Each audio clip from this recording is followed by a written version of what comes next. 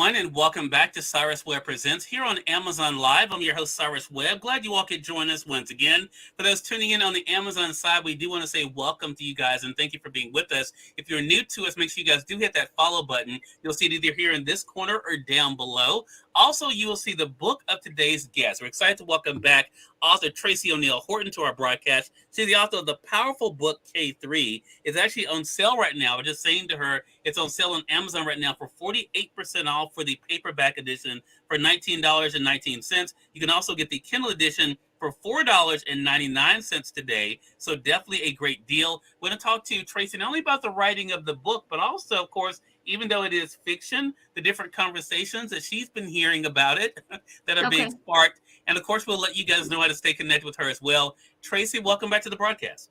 Oh, thank you so much for having me. It's nice to see you again. Always a pleasure. You know, we stay connected on Facebook, but it's not the same as being able. This is the most we get to talk face to face, Tracie. I know. Is when you come on Amazon Live. So let's talk about this because this is such a timely book. But I think people will be surprised to know, Tracie, this is not a book you wrote last year. Tell our authors, our audience, how long it took you to write this book and what it's been like for you to see the response to it. About 20 years. Well, maybe a little bit more. I started writing this book in 1998. Wow. And when I started writing, I was just focusing on current events in my time. And it turns out that 23 years later, all of these current events are still happening now, even more so. Yeah. And it's an interesting topic for us to have because for those who are new to K3, you and I were just talking before we went on here, Tracie, the book is really split into sections, right? Because as the back of the book says, it is a political thriller, but I would also argue it's a book about learning what it means to be human and existing together. So what was kind of the spark for you in writing K3? Well, the spark was when I was reading about all of these terrible crimes that were happening against other races. That, as a mother, I worried about my children and what their future was going to be like. And so I just started writing from the heart. And my kids have not read it. They won't read it. They think that it's just horrific. I mean, it's not. It's just based on factual events that lead us into a dystopian future where no one race knows about the other's existence because of people's choices. Right. And choices are such a big part of this book. And I will say, as I mentioned on the back of the book, it says it's a political thriller. It goes to a lot of times those in charge. But I think as we read K3, Tracie, one thing I will say, when we say those in charge, we're not always just talking about leaders. We're talking about those who take over, who exert power in different ways, similar to what we see today. What was it like for you to kind of illustrate in this book that when we say leadership and power, we're not just talking about politicians? Well, when I do my posts on Facebook, a lot of people get involved and make it political, and they start to trump the current president or the most recent president before this one. And if this president hadn't done that, if this president hadn't done that, we wouldn't have all these problems. And I just want to stress this is not about politics or any president. This, it happens to be in the White House, yes, but it's not based on any one political power. It's just the way the cards fell and who was able to get into the government at the time. And that brings up another good point that I think people will see in K3, because I don't want our audience to get intimidated by the size of the book, even though it is a big one, Tracie, as you know. Yes, it's a big 20 book. years. Yeah, but I will say this about K3, it draws you in. And what I like about it, because I'm not a person who's in, I don't, you notice with me, Tracie, in the years we've known each other, you've never seen me post anything about politics or that kind of thing. But what I love about the book is it shows the importance of consequences, but also our choices, because people are given choices to make. And those choices are sometimes based on fear, and sometimes they're based on faith. What was that like for you to kind of show, especially in the latter part of the book, Tracie, how the actions that we make or inaction is what can lead to some of the things that we have to deal with in life? Well, Michaela is a person of action. She sees something that's right or wrong, and she wants to fix it because she has honor. And when she meets River, he is the exact same way. Um, at first, she doesn't know if he's her savior or her captor, but they come to know and trust each other. And together, they make important choices about what they want to do to help the country. Uh, Michaela has some friends who really don't know if they want to make the right choices. Alex, the cheerleader, she would rather not do anything that's dirty, get in the dirty business while her other two friends jump right in and help. Yeah. And then the people in Canada who are kind of segued into helping, even though they don't really want to, especially the woman, Anne Marie, she wants to protect her babies because there is a lot going on and it could be very dangerous. But at the end, everyone makes the right choices and makes the right decision, and things work out for everybody. Mm-hmm. Yeah.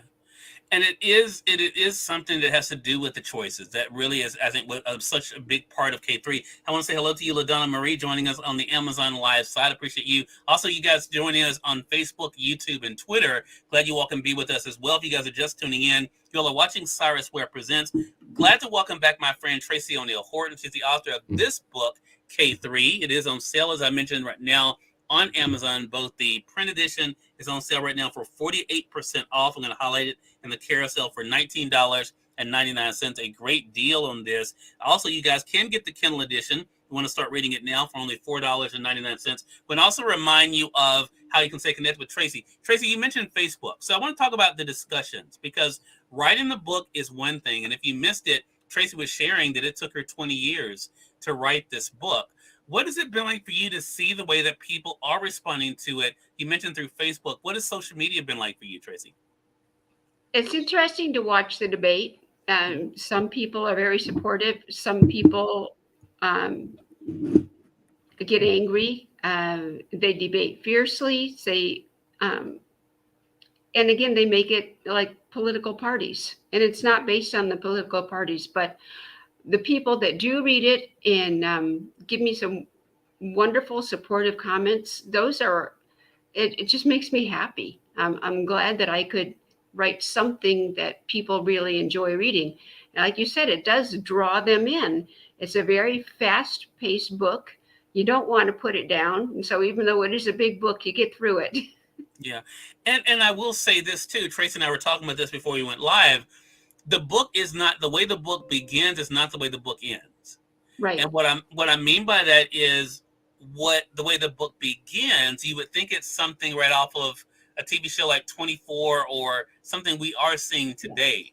By the time you get to the second part of the book, it's definitely more fantastical and more fantasy driven in many ways, even though there are still those great moral lessons there. So, Tracie, I told you I wanted to ask you about this. Were you a fan of fantasy? Was that something that was kind of in your mind that you wanted to write anyway, and it just found itself into K3?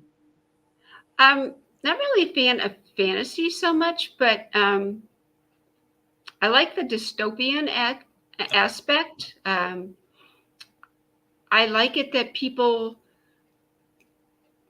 really had no clue what was going on in the world around them. And until Michaela found those history books and she started asking questions, and people thought she was Looney Tunes. Yeah,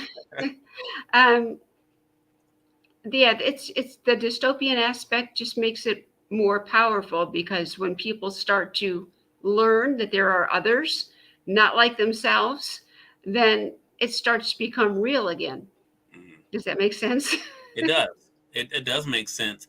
And I love the fact, too, that your book shows what we know in real life, that the way someone begins is not the way they have to end, right? Yes. That there are some people who may seem untrustworthy, that may seem like not good people. But in K3, we were able to see people make an evolution. Why was that important for you to show? Because I wanted to show, and it sounds like you're talking about Brian. He made a very big evolution. He came from a family where his father abused him terribly, and he was almost killed. But the girl that he bullied, Michaela, came and rescued him, because you never know how a person's going to turn out, like you said. And it did turn out that with the help of Jean-Pierre, treating him like a human being and calling him son, made Brian a vital person, and he turned around beautifully.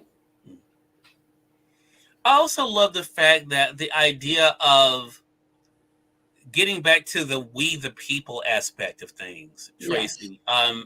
Definitely we see that more in the second part of the book. Togetherness, doing things together, working together, being united, unity. Definitely different than the first part of the book. So talk to us about, was that a theme you knew you wanted to make sure was in the book, or did it just evolve with the story? I let it evolve with the story, and the big road trip where they're in all of these huge recreational vehicles, driving around to see different parts of the country, because they can now. All the boundaries are gone. And they go to the Grand Canyon, they go to Washington, D.C., and they see all of these things that they'd never seen before, and they start to meet different people. That's what I wanted to come about. And it happened great. It just kind of unraveled in my head and went down on paper, and I really loved the way the story ended. I love the fact too, there is this interesting dialogue that takes place in the book. And you mentioned, of course, of the character River earlier, and Michaela. There's a scene between Michaela and Alex I want to read, because it says so much, I think, about life and how people value themselves and what they think brings them happiness and what they think love looks like. And then we'll talk about it, Tracie. It's in chapter 55 of the book on page 606. And the conversation with Michaela and Alex goes like this. And I think it's such an interesting thing as the two of them are talking, and they're asking, of course, about love, right? And the thing that said that I thought was so interesting was the question stands, do you love Edward Lennox? Alex was silent for a moment. And then this is Alex speaking next. Alex says, Edward is the guy I want. The guy who will always be part of the crowd, the one people talk to. The guy who is the center of attention, so his wife will be too. And then Michaela says, Alex, you do understand that isn't what love is based on. And then the powerful thing is Alex says, yes. She gave a long pause, but that's all I have.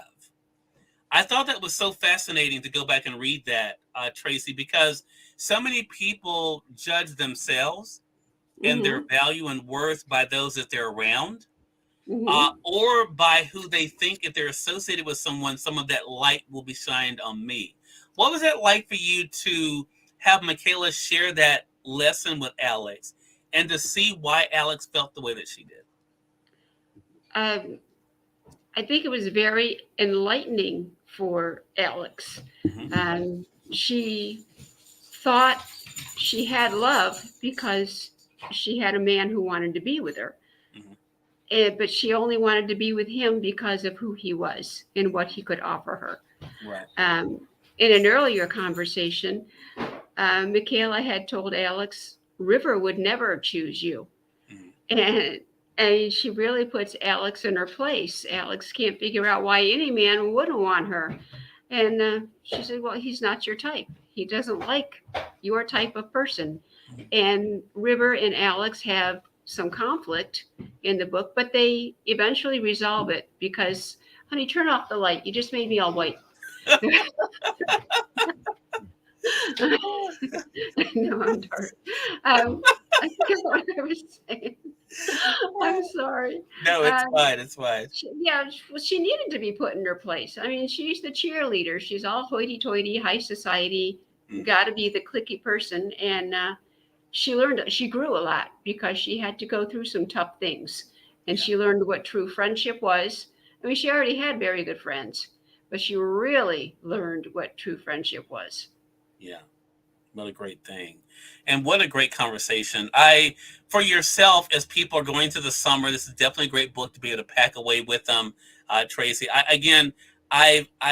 From the first time I read this book, and it's been now a few years, of course, initially, I love the layers of it because I love the fact that it's entertaining, but it also makes you think.